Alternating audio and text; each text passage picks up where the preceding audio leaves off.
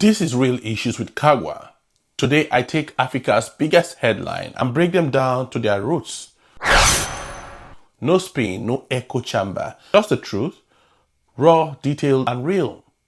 Today we dissect one of the most consequential diplomatic labels any country can get from the United States government. The country of particular concern designation. At this time it's Nigeria. Donald Trump has announced that Nigeria is once again on the list, citing the mass killings of Christians, the persecution of minorities, and the government complicity or inaction in the face of it all. So what does this mean? What are the implications? And why should every Nigerian Christian, Muslim, or otherwise care deeply about this? Let's break it all down. What is a country of particular concern? To understand the gravity of this, you must first understand what the term country of particular concern means.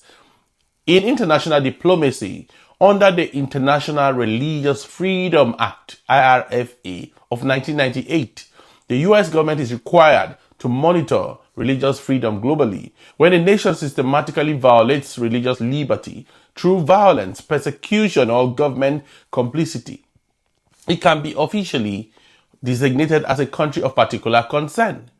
This is not just a moral language, it's legal. It empowers the US to take specific actions, ranging from public condemnations to economic sanctions, aid withdrawal, and visa bans.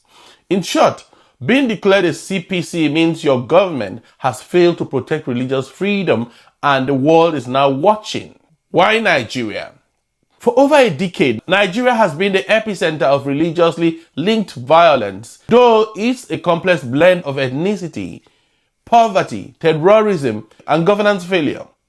Groups like Boko Haram and ISWAP and other groups have terrorized the Northeast, Northwest, and North Central, and until recently, southernmost parts of Nigeria, slaughtering thousands, destroying villages, and abducting women and children. In the Middle Belt, clashes between herders and farmers have turned increasingly violent, often framed as religious but fueled by competition for land and government neglect. The US CIRF's 2024 report listed Nigeria among the top 3 countries where religious persecution have intensified, with over 5,000 Christians killed and 3,000 abductions in 1 year. The Trump declaration isn't only moral, it's political. It aligns with its base narrative of defending global Christianity while sending your political message to Africa.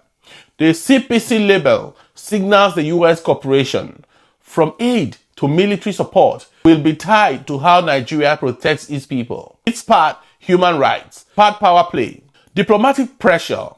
Every international meeting will now carry scrutiny. Economic implications are abound. Sanctions, blocked loans, or aid withdrawal are possible. Thirdly, investment impact. Foreign investors grow cautious. Fourth, reputational damage to Nigeria. Nigeria stands alongside North Korea and Iran as we speak.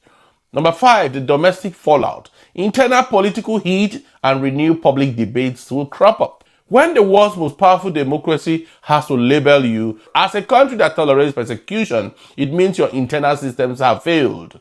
This is a wake-up call for Nigerian leadership to secure its citizens and defend their rights without external pressure. This designation is both a condemnation and an opportunity to rebuild credibility and restore justice.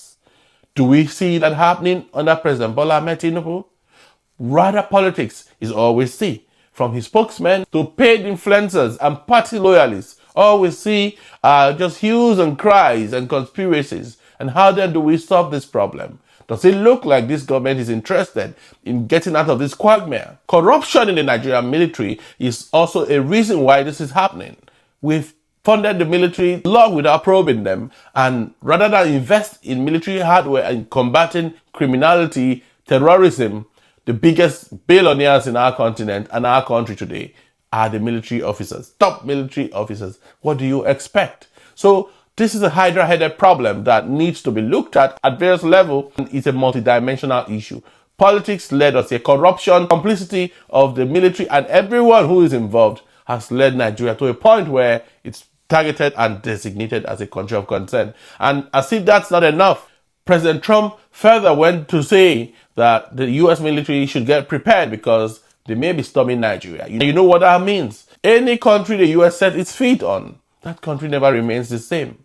Unfortunately, this is where President Bola Ahmed Tinubu and previous regimes are leading Nigeria. I don't know what may befall Nigeria, but I think the best time to end this insecurity is now. Whichever label is given to it to protect every citizen, I'm for it, and I've always supported it. I'll see you in the next video.